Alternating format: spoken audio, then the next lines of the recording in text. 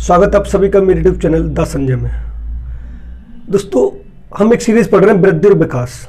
वृद्धि और विकास का पहला पार्ट मैंने आपको पढ़ा दिया था कि वृद्धि किसे कहते हैं, विकास किसे कहते हैं, और उसका एक डायग्राम बना के दिखा दिया था और डेफिनेशन पढ़ा दी थी। आज दोस्तों हम पढ़ते हैं वृद्धि और विकास की अवस्थाएं। वृद्धि और विकास की अवस्थाओं को इतने भागों में बांटा गया है। वृद्धि और विकास की अवस्था को कैसे कैसे, शैशवावस्था कैसे होती है, बाल्यावस्था कैसे होती है, किशोरावस्था कैसे होती है, इन तीनों अवस्थाओं को हम आज डिटेल में पढ़ेंगे। तो दोस्तों वीडियो शुरू करते हैं। अगर दोस्तों क्वेश्चन वो ये पूछता है कि वृद्धि और विकास की अवस्थाओं को कितने भागों में बांटा गया है, तो आपको दो प्रकार लगाने हैं। कितने प्रकार लगाने? दो प्रकार लगाने। देखो, पहला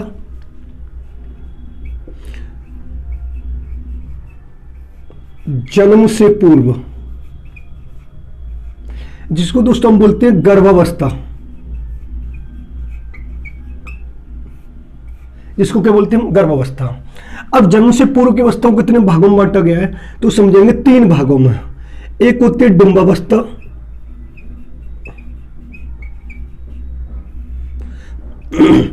एक होती है पिंडावस्था, और एक होती है भ्रूणावस्था। इसको इंग्लिश में बोलते हैं ओवम,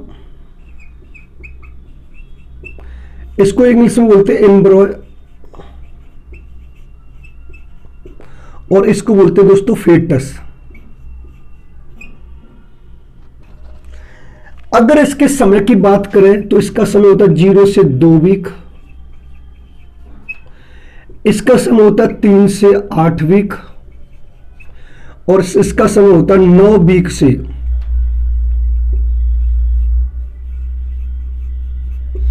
जन्म तक। ठीक है। अगर हम इधर आए तो जन्म के बाद की अवस्थाओं को देखेंगे, दूसरी हेडिंग देखेंगे, तो दूसरी अवस्था होती है जन्म के बाद की अवस्था।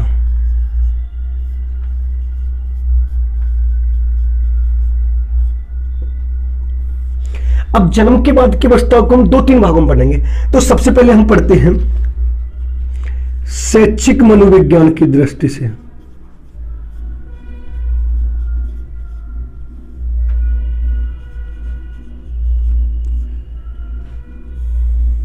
अब शैक्षिक मनोविज्ञान की दृष्टि से कौन कौन सी अवस्था होती है? देखो,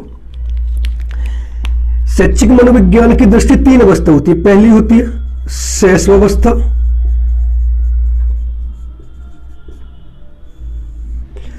दूसरी होती है बाल्यावस्था,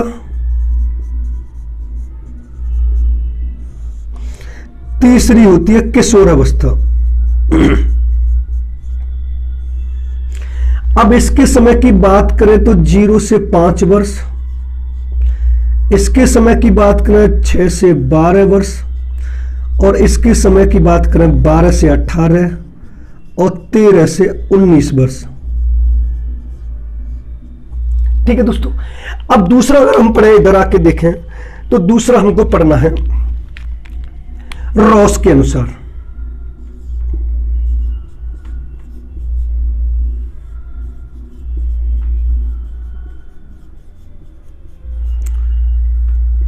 रॉस के अनुसार कितनी हमारी 4 अवस्था है। देखो, पहली है शैशवावस्था, दूसरी है पूर्व बाल्यावस्था, तीसरी है उत्तर बाल्यावस्था, और नेक्स्ट है किशोरावस्था। इसका समय माना उसने 0 से 2 वर्ष, इसका समय माना 3 से 6 वर्ष, 6 से 12 वर्ष, और 12 से 18 वर्ष। आप समझे? कंफर्म? ये बड़ा इंपॉर्टेंट क्वेश्चन है, थोड़ा ऐसे समझेंगे। अगर उसने पूछा कि वृद्धि और विकास की अवस्थाओं कितने भागों में बांटा गया, तो 2 भागों में बांटा गया है, यानी जन्म से पूर्व जो गर्भावस्था होती है और जन्म के बाद। अब जन्म से पूर्व की अवस्था जो होती है, एक होती है डिंबावस्था, पिंडावस्था और भ्रूणावस्था। डिंबावस्था का जो बोलते हैं, इसको एम्ब्रियो बोलते हैं, जिसका समय माना 0 से 2 वीक। पिंडावस्था होती है उसको एम्ब्रियो बोलते हैं, जिसका समय माना 0 से 8 वीक। अब फेटस को बोलते हैं जो तीसरी अवस्था बूढ़ावस्था कहलाती है, इसका समय माना 9 से 9 वीक से जन्म तक। अब बात आती है जन्म के बाद की अवस्थाओं को। जन्म के बाद की अवस्थाओं को दोस्तों में दो भागों में पढ़ना है, एक शैक्षिक मनोविज्ञान की दृष्टि से, एक रॉस के अनुसार। जो भी पिछले यूपी टेट में उसने ये पूछा था कि शैशव काल का समय कितना है, तो शैशव काल का समय एक तो ये था 0 से 6 वर्ष, जन्म से 6 वर्ष तक, और एक था 0 से 2 वर्ष, जबकि राइट आंसर उसका 0 से 6 वर्ष था, 0 से 6 वर्ष, लेकिन माना उसने कितना है 0 से 2 वर्ष। अगर रॉस का पूछे कि रॉस के अनुसार शैशवावस्था का समय कितना है, तो 0 से 2 वर्ष लगाना है। अगर रॉस में पूछे, शैक्षिक मनोविज्ञान की दृष्टि से पूछे, तो शैशवावस्था का समय कितना है, 0 से 5 वर्ष। अब इधर आके देखते हैं एक चीज। अब शैशवावस्था को सीखने का आदर्श काल कहते हैं।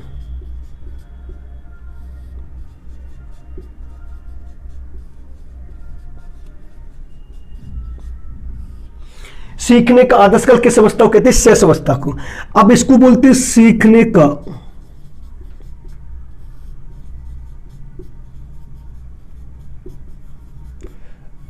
अनोखा काल, इसको बोलते हैं सीखने का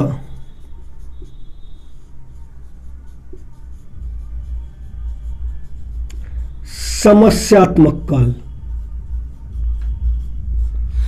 अब उसने पूछा है कि निम्नलिखित से किस अवस्था को सीखने का आदर्श काल कहते हैं, तो आपको शैशवावस्था लगानी है।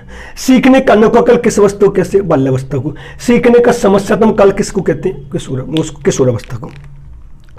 अगर हम इसके जनक की बात करें तो इसके जो जनक है वो वैलेंटाइन है।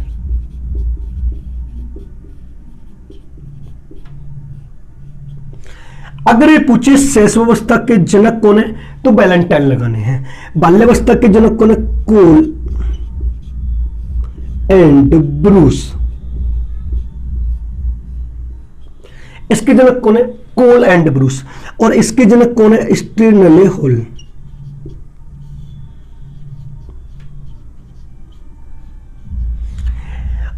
ये क्वेश्चन पूछता है सीखने का आदर्श काल वैलेंटाइन ने किस अवस्था को कहा है, यानी वैलेंटाइन ने शैशवावस्था को सीखने का आदर्श काल कहा है। शैशवावस्था के जनक कौन है, वैलेंटाइन है।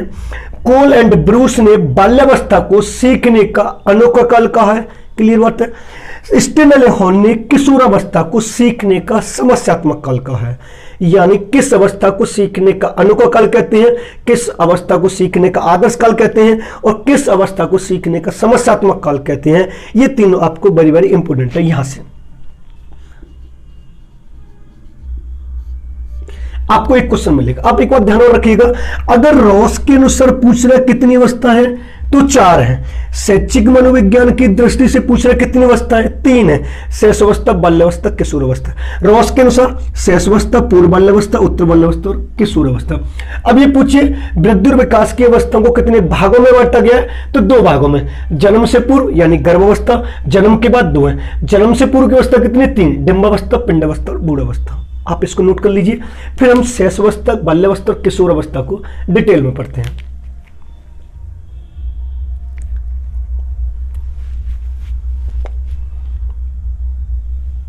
आप इसको नोट कर लीजिए।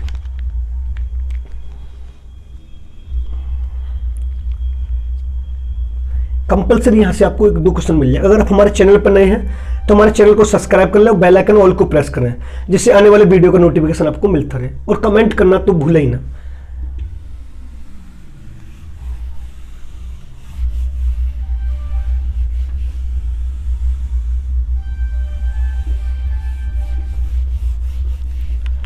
अब सबसे पहले पढ़ते हैं दोस्तों शैशवावस्था।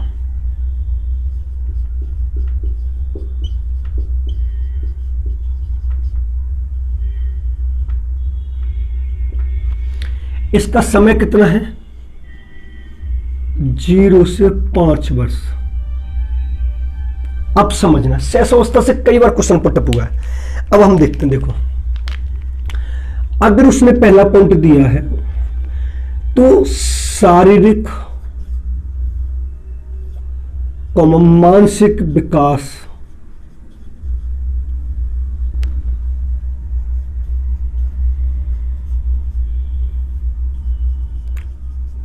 तीव्र गति से। दूसरा,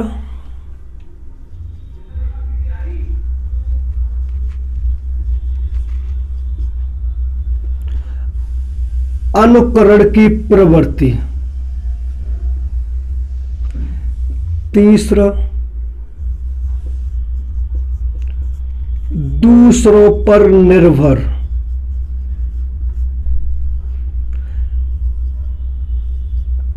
शिक्षा की दृष्टि से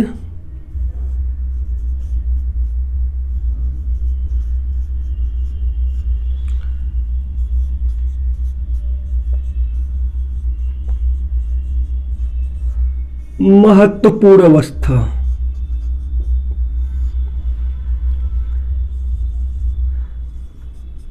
भाषा की दृष्टि से सर्वोत्तम अवस्था।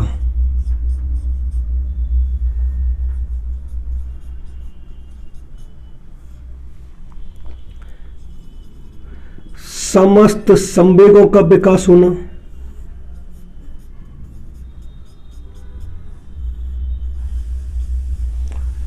विकास होना।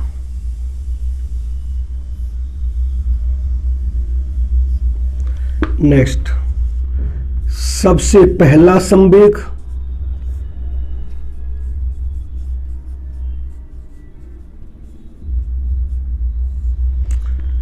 उत्तेजना या भय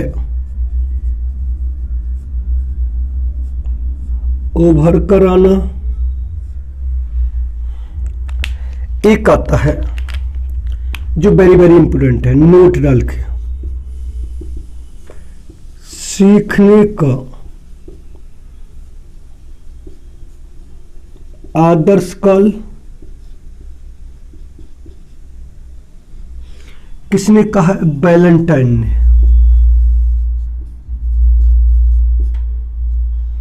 एक और आता है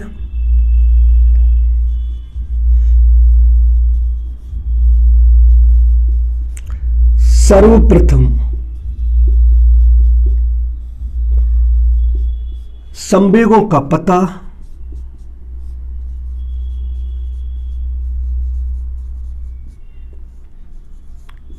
अमेरिका की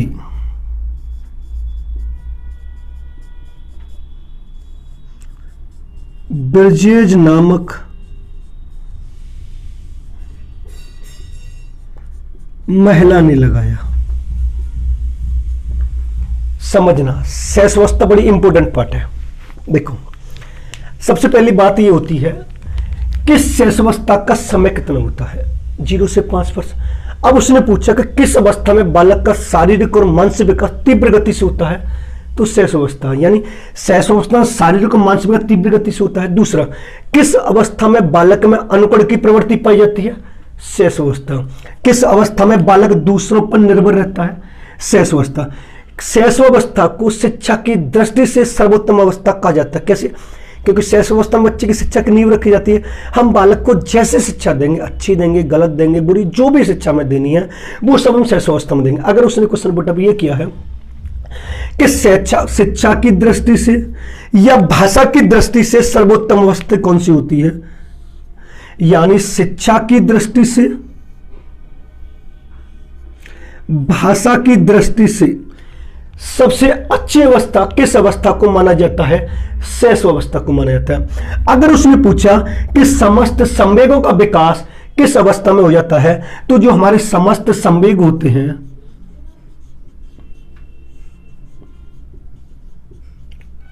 वो हमारे 14 जो होते हैं वो सारे किस अवस्था में आ जाते हैं, वो शेषावस्था में आ जाते हैं। अब दूसरा, अगर क्वेश्चन ये पूछे कि शेषावस्था में सबसे पहला संवेग कौन सा वर्कर आता है, तो मैंने आपको बताया उत्तेजना। अगर ये ना आए तो फिर भय, यानी सबसे पहला संवेग उत्तेजना या उत्तेजना और भय उभर कर आता है। अब उसने पूछा शेषावस्था को सीखने का कौन सा काल कहते हैं, तो सीखने का आदर्श काल कहते हैं। यानी शेषावस्था को कौन सा काल कह रहे हैं, सीखने का आदर्श काल कहते हैं। और ये किसने कहा है, वैलेंटाइन ने कहा है। क्लियर है? अब उसने पूछा कि सर्वप्रथम संवेगों का पता किसने लगाया, तो एक अमेरिका की ब्रिजेज नामक महिला थी। किसने थी?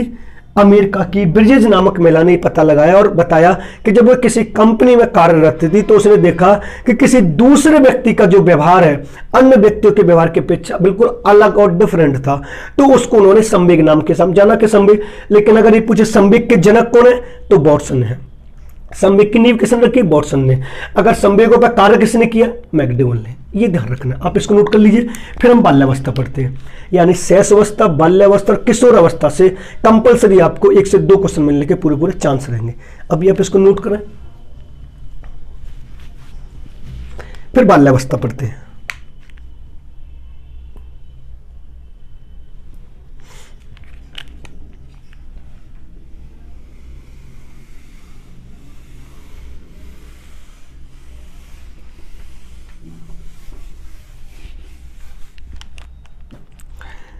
दूसरी आती है बाल्यावस्था।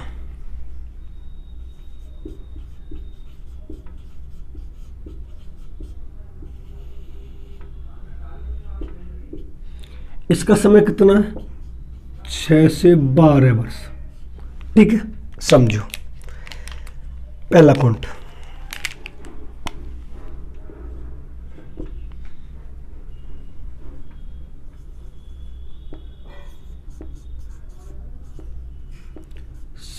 शारीरिक और मानसिक विकास में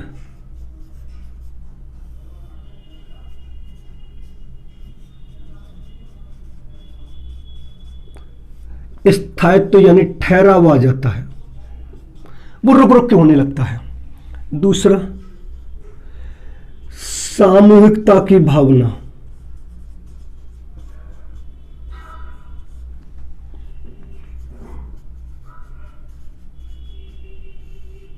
सामूहिकता की भावना।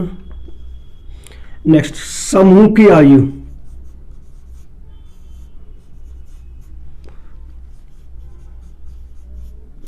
जिसको बोलते हैं हम गैंगेज।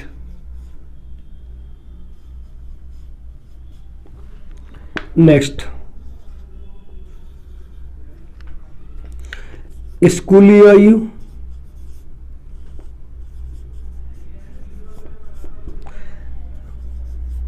चुस्ती आयु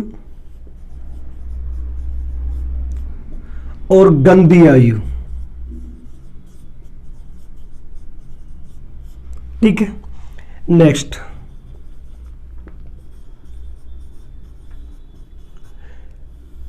विभिन्न विधियों का प्रयोग,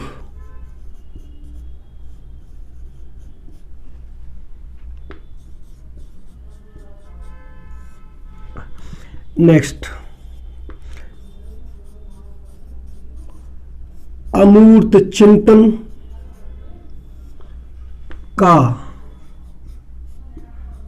विकास प्रारंभ।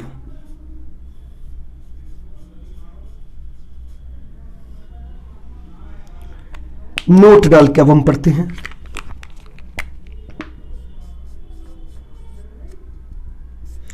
सीखने का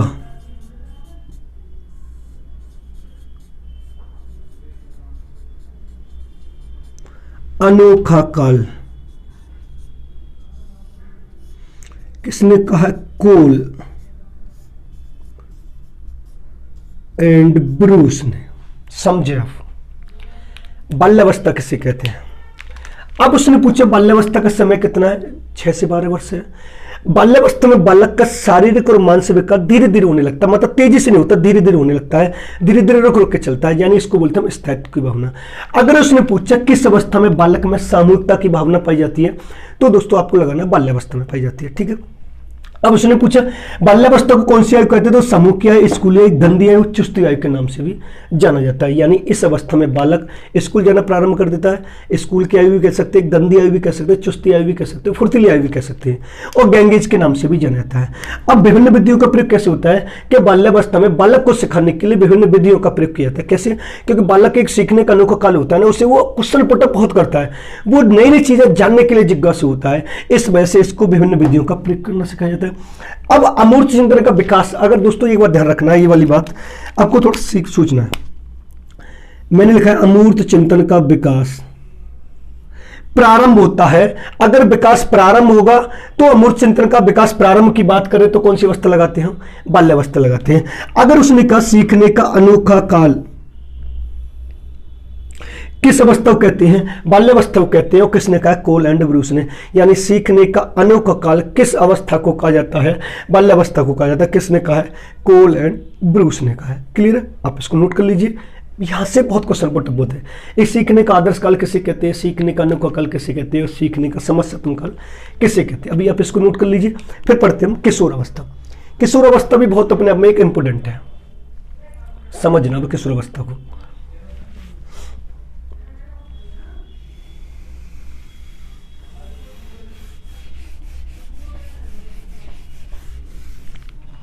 देखो अब आती किशोर अवस्था।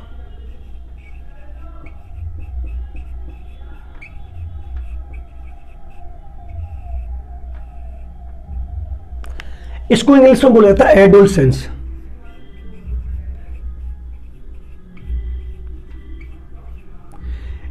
इसकी उत्पत्ति लैटिन भाषा के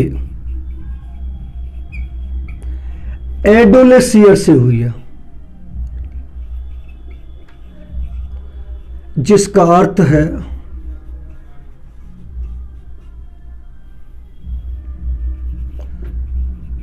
परिपक्वता की ओर बढ़ना। जिसका अर्थ क्या है? परिपक्वता की ओर बढ़ना। अब दूसरी बात हम करें तो जो पाश्चात्य मनोवैज्ञानिक थे,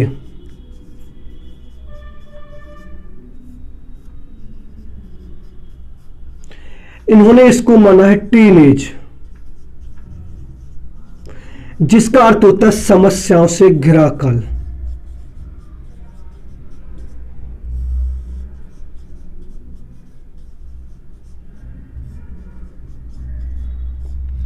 आप समझना बहुत इंपॉर्टेंट पार्ट है। अगर उसने पूछा किशोर अवस्था को इंग्लिश में एडोलसेंस कहा जाता है, जिसकी उत्पत्ति लैटिन भाषा के एडोलेसियस से हुई है, जिसका अर्थ है परिपक्वता की ओर बढ़ना। अब उसे देखा जाए तो पाश्चात्य मनोविज्ञान, जो जितने भी विदेशी मनोवैज्ञानिक थे, प्लेटो हुआ, अरस्तु हुआ, स्टेनले हॉल हुआ, बिंट हुआ, जो भी कुछ भी हुए, उन्होंने इस अवस्था को किस नाम से जाना? टीनेज के नाम से जाना। अब टीनेज का शब्द अर्थ क्या होता है? समस्याओं से घिरा काल। अगर क्वेश्चन पुटअप ये होता है कि समस्याओं से घिरा काल किस अवस्था को कहा जाता है? किशोर अवस्था को। समस्याओं से घिरा काल किस अवस्था को? टीनेज के नाम से जाना है किशोर अवस्था को। एडोलसेंस की उत्पत्ति लैटिन भाषा के किस शब्द से हुई है? एडोलेसियर से हुई है, जिसका शाब्दिक अर्थ होता है परिपक्वता की ओर बढ़ना। अब इसकी डेफिनेशन आती है, वेरी वेरी इंपोर्टेंट है।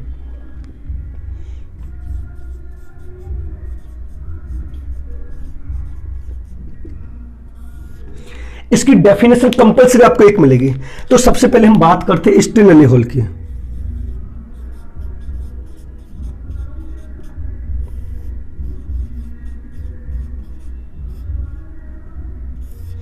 स्टेनले हॉल ने क्या कहा है कि किशोरावस्था बड़े संघर्ष, तनाव, तूफान विरोधी,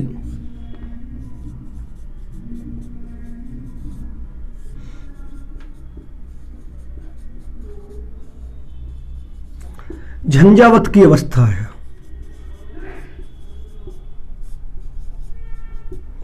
ठीक है, किसकी अवस्था? झंझावत की अवस्था है। एक और की बात करेंगे हम,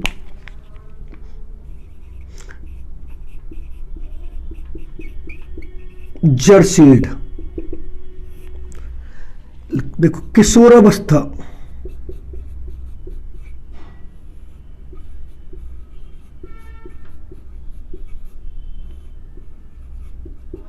वह समय है जिसमें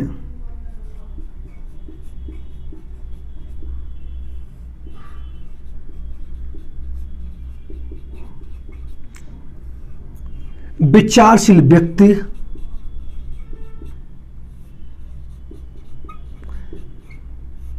बाल्यावस्था से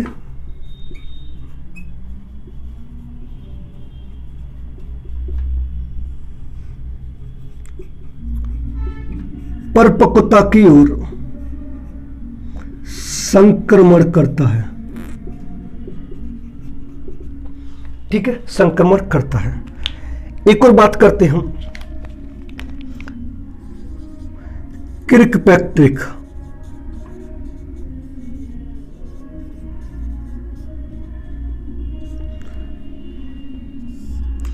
देखो, इन्होंने कहा है इस बात में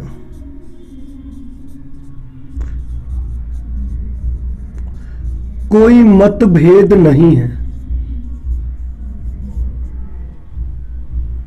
मतभेद नहीं है कि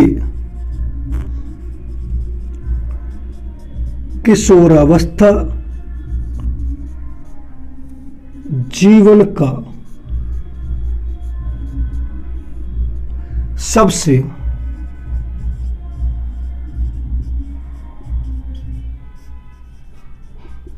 कठिन काल है। ठीक है, एक और पढ़ते हैं बिगी एवं हंट।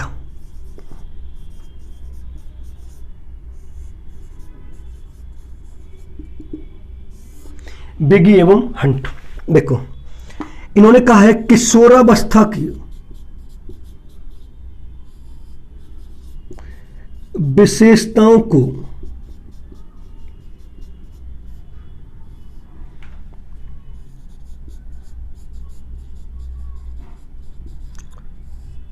संपूर्ण रूप से परिभाषित करने वाला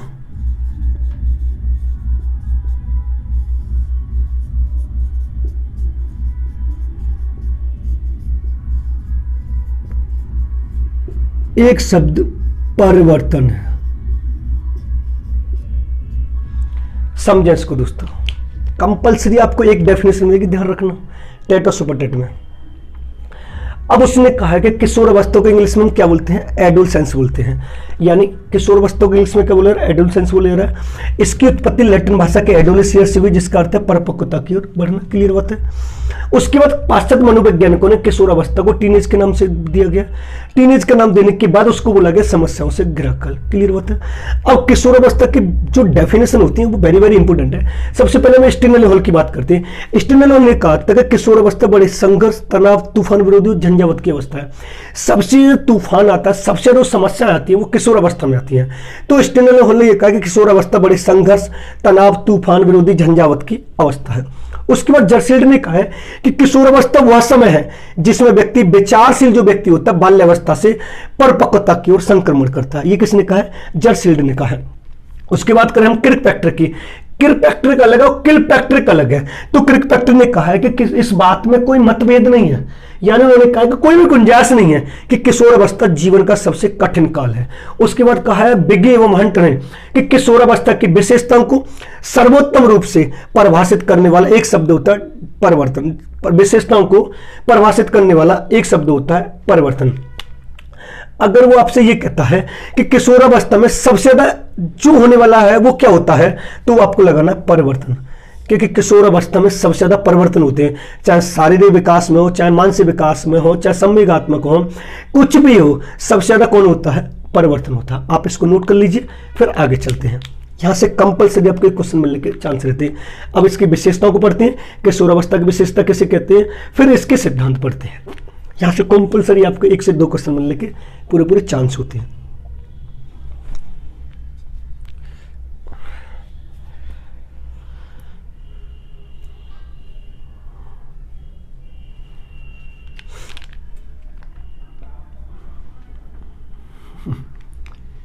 अगर आप हमारे चैनल पर नए हैं तो हमारे चैनल को सब्सक्राइब कर लें और बेल आइकन ऑल को प्रेस कर लें, जिससे आपको टेट, सीटेट, सुपर टेट की पूरी वीडियो मिलेंगी। आप आराम से टेट क्रॉस कर सकते हैं।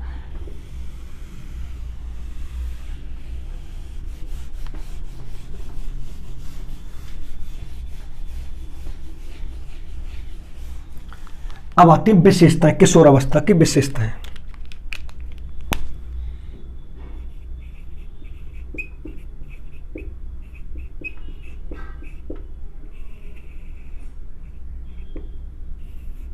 देखो,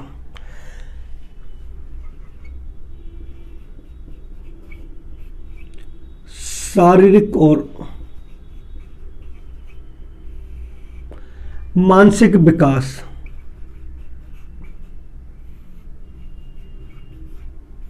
पूर्ण हो जाता है। दूसरा,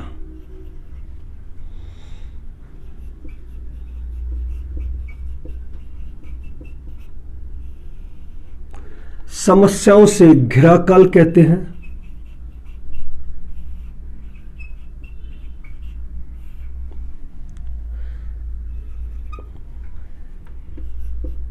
नेक्स्ट, एक छात्र में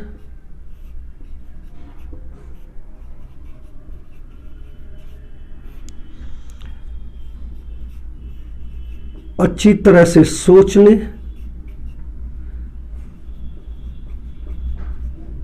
समझने की क्षमता का विकास,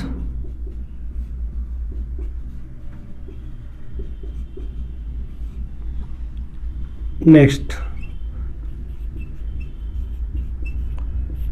अमूर्त चिंतन का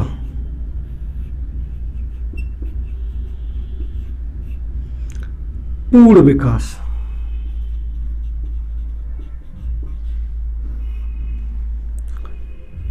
नेक्स्ट, एक परिपक्व व्यक्ति का निर्माण।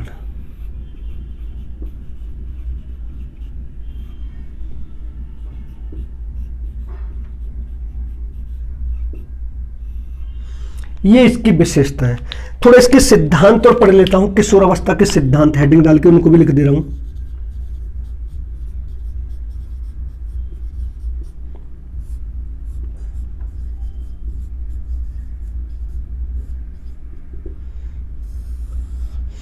किशोरावस्था के सिद्धांत दोस्तों दो हैं।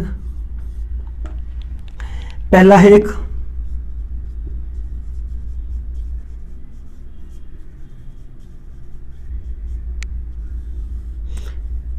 आकस्मिकता का सिद्धांत,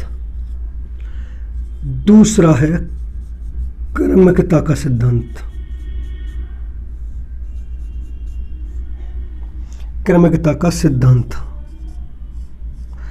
इसके जो जनक माने गए दोस्तों वो स्टैनले हॉल माने गए,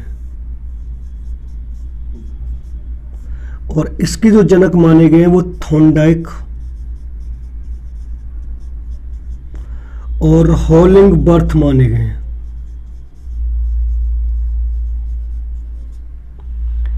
ये है दोस्तों किशोरावस्था। अब उसने पूछा किस अवस्था में बालक का शारीरिक और मानसिक विकास पूर्ण हो जाता है? किशोरावस्था में। समस्याओं से घिरा काल किस अवस्था को कहते हैं? किशोरावस्था को। किशोरावस्था में एक छात्र में अच्छी तरह से सोचने, समझने और तर्क करने की योग्यता का पूर्ण विकास हो जाता है। वो सोच समझ के कोई भी कार्य करता है। अब मैंने आपको बताया था कि अमूर्त चिंतन का विकास अगर प्रारंभ की बात करें तो आपको बाल्यावस्था लगानी है, अगर पूर्ण की बात करें तो आपको किशोरावस्था लगानी है। कि किस अवस्था में बालक में अमूर्त चिंतन का विकास पूर्ण हो जाता है, वो किशोरावस्था है। किस अवस्था में बालक की परिपक्व यानी एक समझदार व्यक्ति बन जाता है, वो किशोरावस्था है। अब यहां पर आती है कि किशोरावस्था के सिद्धांत क्या है? दो हैं, आकस्मिकता का सिद्धांत और क्रमिकता का सिद्धांत। आकस्मिकता सिद्धांत के जनक कौन है? स्टैनले हॉल है, और क्रमिकता सिद्धांत के जनक कौन है? थॉर्नडाइक और हॉलिंगबर्थ है। इसका नेक्स्ट वीडियो जो भी हम बनाएंगे तो जो भी ग्रंथियों को बनाएंगे, ग्रंथि बनाएंगे, और आपको व्यक्ति को वृद्धि विकास के पक्ष पढ़ाएंगे, और वृद्धि विकास को प्रभावित करने वाले कारक और वृद्धि विकास के सिद्धांत, वो नेक्स्ट वीडियो में आपको पढ़ा देंगे। यानी वृद्धि विकास में मैंने 3 पार्ट बनाऊंगा। पहला पार्ट मैंने आपको बता दिया कि वृद्धि किसे कहते हैं, विकास कहते हैं। इस वाले पार्ट में मैंने आपको शैशवावस्था, बाल्यावस्था और किशोरावस्था पढ़ा दिया। नेक्स्ट पार्ट में मैं आपको वृद्धि विकास को प्रभावित करने वाले कारक, ग्रंथियां और व्यक्ति के पक्ष और सिद्धांत आपको पूरे पढ़ा दूंगा। दोस्तों अगर वीडियो पसंद आए तो वीडियो को लाइक करें, शेयर करें। अगर आप हमारे चैनल पर नए हैं तो हमारे चैनल को सब्सक्राइब करें और बेल आइकन ऑल को प्रेस करें, जिससे आने वाले वीडियो का नोटिफिकेशन आपको मिलता रहे। आप इसको नोट कर लीजिए। धन्यवाद।